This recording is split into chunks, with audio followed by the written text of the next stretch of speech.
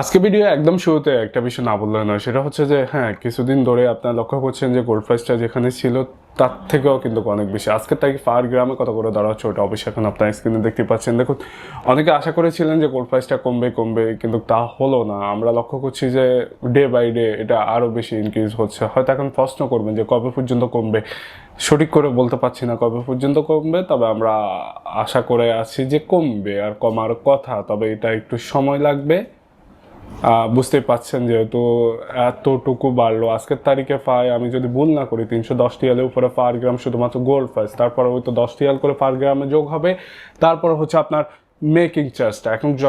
এখন যখনই মেকিং চার্জের কথাটা আসলাম তখনই আল বাবুল জুয়েলারি কিন্তু আপনাকে হয়তো বরাবরের মতো এখনও নেকলেসের ক্ষেত্রে মাত্র 8 কাতারি রিয়াল পার গ্রামে মেকিং চার্জের মধ্যে নেকলেস অফার করছে। আপনি এখানে একবারই কম ওজনের নেকলেস পেয়ে যাবেন। আপনি এই নেকলেসটা দেখতে পারেন যেটা হয়তো 8 গ্রামের মধ্যে হবে, ওই তো দেখতেই পাচ্ছেন।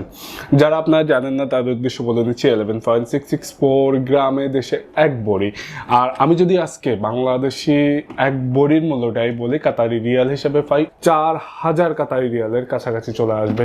3900 কাতারি রিয়াল এটা নেকলেসের ক্ষেত্রে আপনারা জানেন ইতিমধ্যে। 8 কাতারি রিয়াল পার গ্রামে মেকিং চার্জ ধরা হচ্ছে, ওই তো আপনার ইনক্লুডিং মেকিং চার্জ যে প্রাইসটা আজকের তারিখে ধরা হচ্ছে ওইটা অবশ্যই এখন আপনার স্ক্রিনে দেখতে পাচ্ছেন। আর 3900 কাতারি রিয়াল বাংলাদেশি টাকা হিসাবে প্রায় 1,31,000 টাকা। আপনার ঠিকই শুনছেন। আপনারা যারা কাঁথা প্রবাসীরা আছেন, আসতে চাচ্ছেন আল বাবুল জুয়েলারিতে, তাদের উদ্দেশ্যে বলে নিচ্ছে আল বাবুল জুয়েলারিটা লোকেটেড হচ্ছে হয়তো কারোয়া পুরানো মেন বাস স্টেশনের সামনে, আপনার ডেরা কমার্শিয়াল বিল্ডিং এর মধ্যে। স্ক্রিনে অবশ্যই ওনাদের নাম্বারটা দেখতেই পাচ্ছেন। আপনি অ্যাটলিস্ট হয়তো আলফাদ্দান কারোয়া পুরানো মেন বাস স্টেশন পর্যন্ত এসে যদি এই নাম্বারে যোগাযোগ করেন, আমি আশা করছি এখান থেকে যে কেউ গিয়ে কিন্তু আপনাকে রিসিভ করে আনবে।